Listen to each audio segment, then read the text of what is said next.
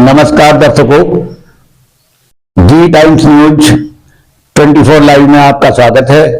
मैं हूं आर के शर्मा और आप देख रहे हैं आज के मुख्य समाचार।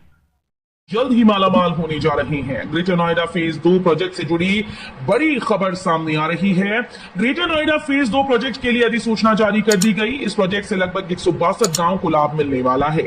अधिसूचना के साथ यह भी आदेश दिया गया कि अब इन चुने हुए गांव में किसी भी तरह का अवैध निर्माण नहीं होगा। ग्रेटर नोएडा विकास प्राधिकरण के अपर मुख्य कार्यपालक अधिकारी आशुतोष कुमार द्विवेदी ने अधिसूचना जारी करते समय बताया कि इस प्रोजेक्ट के वर्ग सर्कल भी तैयार कर दिए गए। भाग्यलक्ष्मी योजना के तहत सरकार बेटियों को 2 लाख रुपए देगी। भाग्यलक्ष्मी योजना के तहत बेटियों को 2 लाख रुपए की सहायता मिलती है। एक परिवार की 2 लड़कियां इसका लाभ ले सकती हैं। इससे गरीब परिवारों की बेटियों की पढ़ाई और शादी में आर्थिक सहायता मिलती है। राज्य सरकार लड़कियों के लिए कई कल्याणकारी योजनाएं चलाती है। इन योजनाओं में से एक है भाग्यलक्ष्मी योजना। लखनऊ में बोले राहुल गांधी, मैं लिख के दे सकता हूं, इस बार नरेंद्र मोदी प्रधानमंत्री नहीं बनेंगे। कांग्रेस नेता राहुल गांधी ने कहा कि प्रधानमंत्री नरेंद्र मोदी भाई को भाई से लड़ाने की कोशिश करते हैं, लेकिन अब लोग समझ गए। मैं लिख के दे सकता हूं कि इस बार नरेंद्र मोदी प्रधानमंत्री नहीं बनेंगे। भाजपा की 180 से ज्यादा सीटें न आने वाली हैं। अगर ईवीएम में गड़बड़ी की तो ही पीएम बन सकते हैं। नींद से जागा शिक्षा विभाग, स्कूल में पताई शुरू, पंखे भी लगे, बच्चों को मिली राहत। मेरठ में नगर के स्कूल में बगैर पंखे और जमीन पर बैठकर पढ़ाई करते बच्चों का मामला सामने आने पर बेसिक शिक्षा विभाग के अधिकारियों में हड़कंप मच गया। नगर शिक्षा अधिकारी ने जहां शहर के 1 दर्जन से अधिक स्कूल्स का निरीक्षण करके व्यवस्था का जायजा लिया, वहीं फैज-ए-आम डिग्री कॉलेज के कैंपस में संचालित प्राथमिक विद्यालय कोठी अतानस की बिल्डिंग की पुताई शुरू करा दी। विश्वविद्यालय में 1 जून से गर्मी की छुट्टी, जाने कैंपस कॉलेज में कब तक रहेगा अवकाश। बरेली के रोहिलखंड विश्वविद्यालय ने विश्वविद्यालय परिसर संगठक और संबद्ध कॉलेजेस में ग्रीष्मकालीन अवकाश की तारीख घोषित कर दी है। हालांकि इस दौरान परीक्षाएं पूर्व घोषित कार्यक्रम के अनुसार चलेंगी। विश्वविद्यालय के कुल सचिव संजीव कुमार के अनुसार करीब 1 माह की अवकाश अवधि के मध्य जो शिक्षक परीक्षा प्रवेश में ड्यूटी करेंगे, उन्हें एक के बदले एक प्रतिकर अवकाश पहले की तरह दिया जाएगा। दिव्यांगजन शादी विवाह प्रोत्साहन पुरस्कार को मांगे आवेदन, दुकान निर्माण संचालन के लिए दिया जा रहा लोन। ऐसे दिव्यांगजन जिनकी शादी अप्रैल 2023 या उसके बाद हुई है, उनके लिए शादी विवाह प्रोत्साहन पुरस्कार योजना के अंतर्गत आवेदन मांगे जा रहे हैं।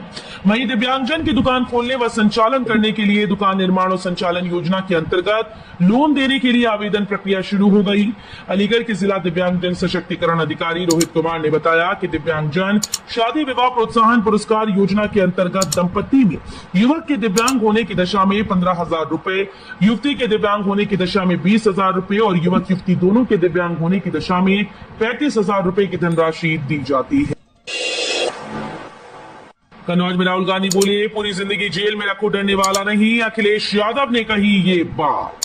कन्नौज जिले में इंडिया गठबंधन की साझा चुनावी सभा में कांग्रेस नेता राहुल गांधी, सपा नेता अखिलेश यादव और आप नेता संजय सिंह शामिल होने पहुंचे।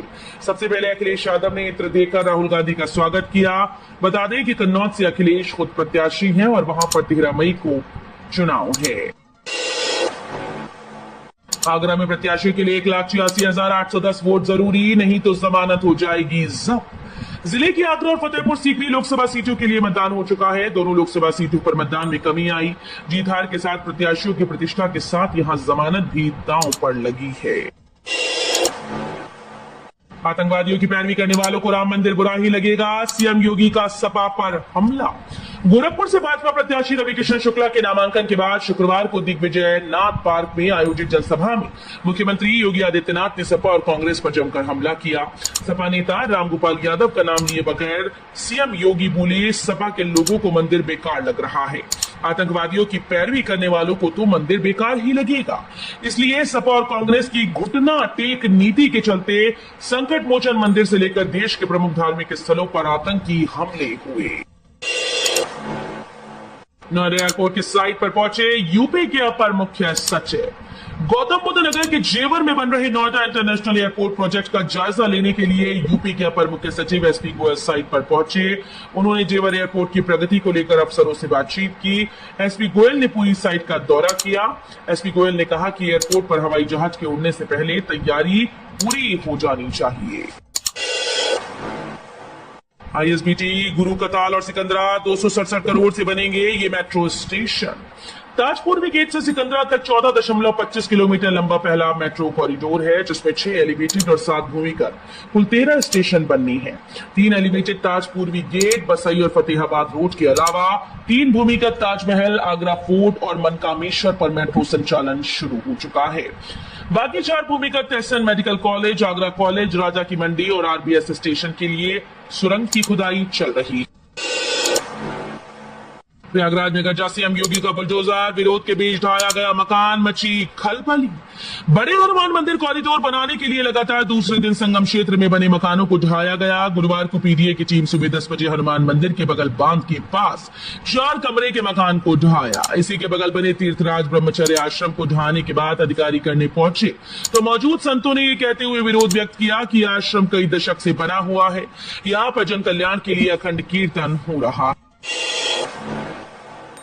जेवर एयरपोर्ट के पास फिनटेक सिटी बसाई जाएगी, देश और दुनिया को 114 कंपनीज आएंगी।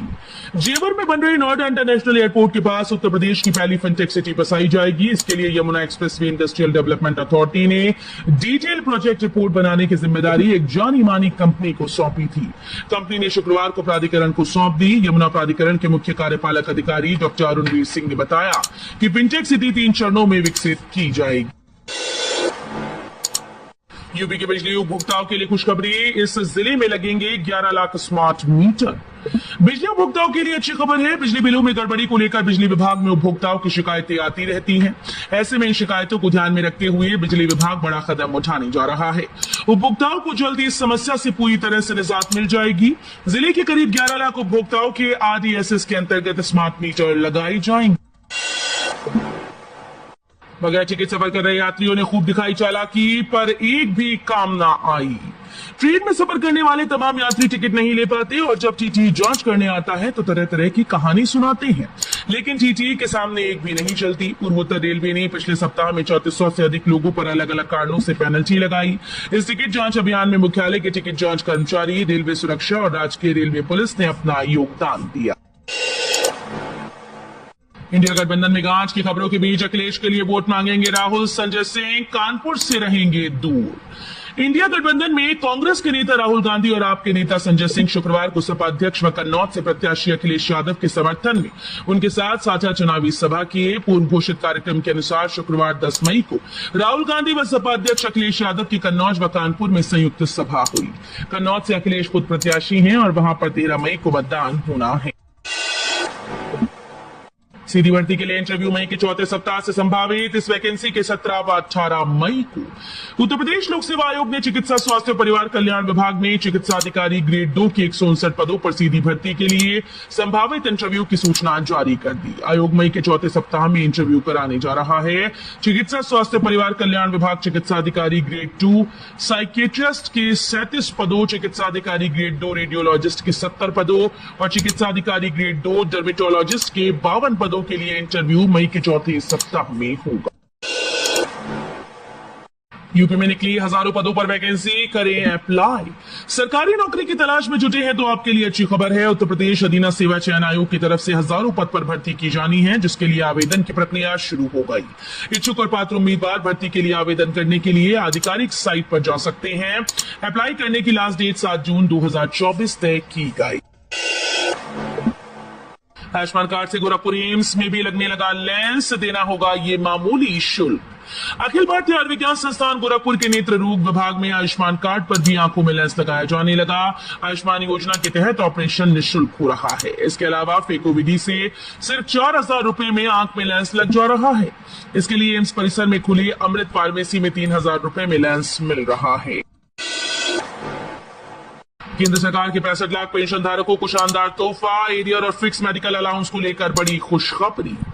पेंशन धारकों के ईपीपीओ में फिक्स मेडिकल अलाउंस और एरियर का कॉलम न रहने से उनको समझ में नहीं आता था कि उनको एरियर कितना मिला है, कितना मिलने वाला है। इसके साथ ही साथ पता नहीं चलता था कि फिक्स मेडिकल अलाउंस की स्थिति क्या है। लेकिन अब पेंशन धारकों की समस्या का निजात केंद्र सरकार ने कर दिया है। वित्त मंत्रालय के डिपार्टमेंट ऑफ एक्सपेंडिचर के अंतर्गत सीपीएओ के द्वारा 65 लाख पेंशन भोगियों के लिए शानदार तोहफा जारी किया है। लोकसभा चुनाव में कई बरेली रीजन की 362 रोडवेज बसेस भटक रहे यात्री। लोकसभा चुनाव के चौथे चरण के लिए बरेली रीजन की 200 रोडवेज बस सुरक्षा बलों को लेकर रवाना हुई। चुनाव में रीजन की कुल 362 बसों को लगाया गया। इस वजह से दिल्ली, लखनऊ सहित लोकल रूट पर